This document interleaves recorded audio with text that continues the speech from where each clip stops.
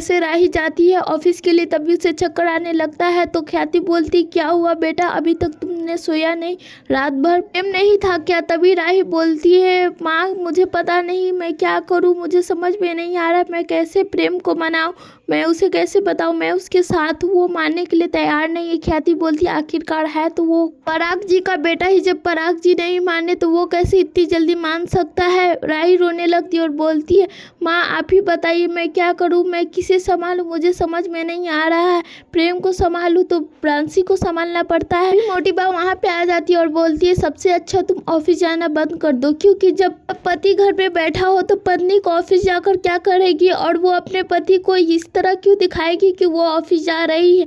तुझे अगर सच में टिंकू की चिंता है तो आज से ऑफिस जाना बंद कर और घर में रह। तो ख्याति बोलती है, उससे क्या होगा माँ, अभी तो ऑफिस नहीं जाती हूँ, घर में ही हूँ, तो क्या पराग जी मान गए? इस पे मोटी बा बोलती है, तो क्या करो, तुम 2-4 फाइल लो और ऑफिस के लिए निकल जाओ, मैं तुम्हें जो समझा रही वो करो। तुम ही तो बोल रही थी कि प्रांशी की जिम्मेदारी देते हो कि देवी के 8 हाथ होते हैं और 8 हाथ से वो सारे काम कर सकती, तो क्या हुआ, अब तुझे संभाला नहीं जा रहा है? नहीं तो प्रांशी की जिम्मेदारी संभाल रही हूँ, नहीं घर की और नहीं ऑफिस की और नहीं अपने पति की। आई बोलती है, मोटी बा आप तो कुछ मेरी मदद कीजिए। तभी मोटी बा बोलती है कि मैं क्यों मदद करूँ, तुमने जब जिम्मेदारी दिया था तुमने बोला था मैं सारी जिम्मेदारी निभाऊँ, अब क्या हुआ, निभाने के समय नहीं निभाया जा रहा है। राही बोलती है, ऐसा नहीं मोटी बा, मैं कोशिश कर रही हूँ और जरूर इसमें कामयाब हो जाऊंगी। ख्याति बोलती है कि मोटी बा प्रेम ऐसी स्थिति में है लेकिन इससे भी निकला जा सकता है, दूरी भागने से नहीं मिलती बल्कि उससे पकड़ने से होती है। लोगों को मेरी बात समझ में नहीं आती। अनुपमा जी अगर थोड़ा सा एफर्ट्स ही लगा देती तो क्या हो जाता, हमारे टिंकू का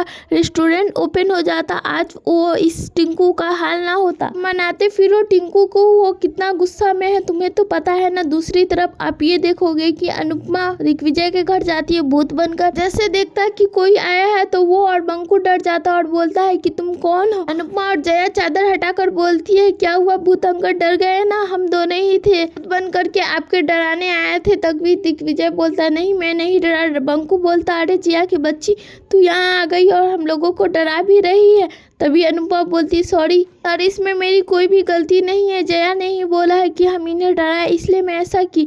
बंकू जया के पास जाता है और जंकू उससे उतारने लगता और बोलता है, तुम दोनों इस तरह की शैतानी कर रहे हो और तुम दोनों कब है सर, बोल रहे थे कि दरवाजा भी बंद करो सर, मुझे सरप्राइज देना चाहते थे, आखिरकार दीदी आप भी यहाँ आ गई। आगे के अपडेट्स देखने के लिए हमारे चैनल को सब्सक्राइब करें और वीडियो को भी लाइक करें नेक्स्ट अपडेट देखने के लिए।